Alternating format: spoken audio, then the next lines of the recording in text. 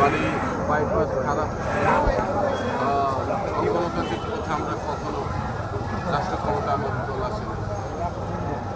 আমরা মনে করি জনগণের দল হচ্ছে বিএনপি। একটা ভোটের জন্য দেশের মানুষ বিপুল হয়ে আছে। আজকে আপনারা জানেন যে প্রায় 17 বছর জনগণের নির্বাচন হয়েছে, একটা নির্বাচনে জনগণ দিতে পারেনি। যদি এভাবে অবৈধ সরকার হয় তার যদি নাই মনে করি যে খালেদা জিয়া বলেছিলেন আমাদের নেত্রী দেশ বাঁচাও মানুষ বাঁচাও, সেটা এবং মানুষকে ভোট দিতে পারে গণতন্ত্রের জন্য উনি আপত্তি রেখেছেন। আজকে ওনার জীবনের যে স্বাস্থ্যগত যে সমস্যা, ওনাকে যে এইভাবে টর্চারিং করা হয়েছে সেটা তো সকলে জানেন। আজকে যদি ওনার চিকিৎসা সেবাটা ঠিক করে দেওয়া হইতো তাহলে তো উনি এই দেশের জন্য আর কাজ করতে পারতেন। আমি মনে করি যেই খারাপ কাজগুলো করছে সেটার শাস্তি আল্লাহ তাআলা তাদেরকে দিয়েছে। সেই যদি দেশে থাকুক, জবাবদিহিতা না থাকুক, সেটা জনগণ চায় না। এবং সুন্দর একটি ভোটের মাধ্যমে জনগণের সরকার আসুক, জনগণ এটাই চায়। আর আমাদের অ্যাক্টিং চেয়ারম্যান আপনারা তো দেখেছেনই যে কীভাবে কেউই কথা বলতে পারত না, আমাদের ফ্যামিলিরা শুধু টর্চার করছে। এখন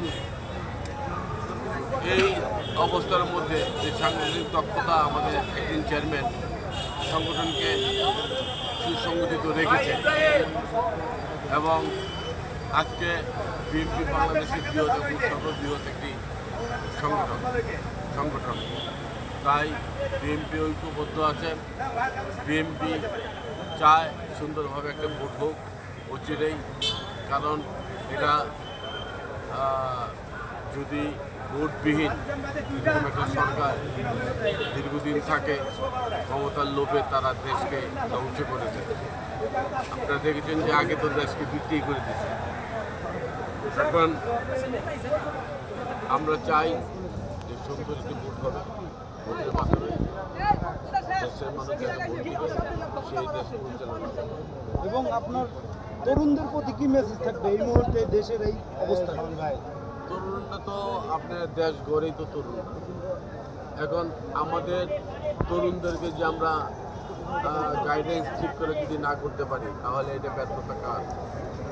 আজকে আপনারা জানেন যে আমাদের বাংলাদেশের তরুণরা বিশ্বের তীব্র তরুণদের থেকে আন্দোলন সংগ্রামে তাদের ভূমিকা, দেশের প্রতি মায়া মমতা অনেক বেশি।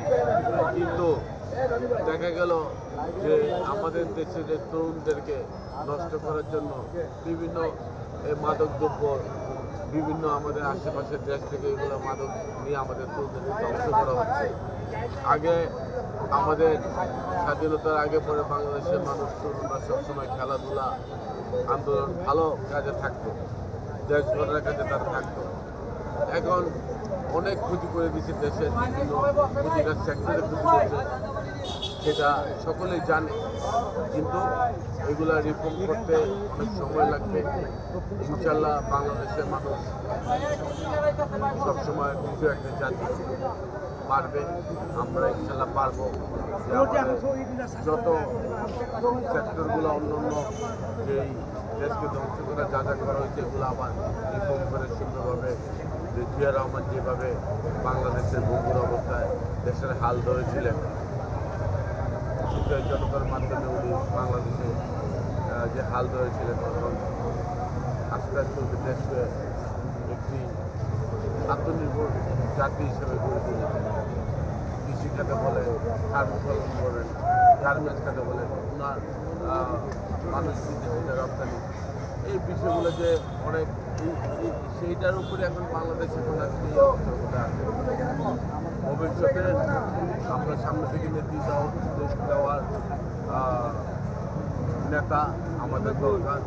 যে নেতার সময় তারেক জিয়া, উনি তরুণের অহংকার, উনি তরুণদেরকেই মুরব্বী যারা আছে বয়োজ্যেষ্ঠ তাদের থেকে বুদ্ধি নিয়ে তরুণদেরকে সাথে নিয়ে দেশ গড়বে। এটি আমরা ধন্যবাদ।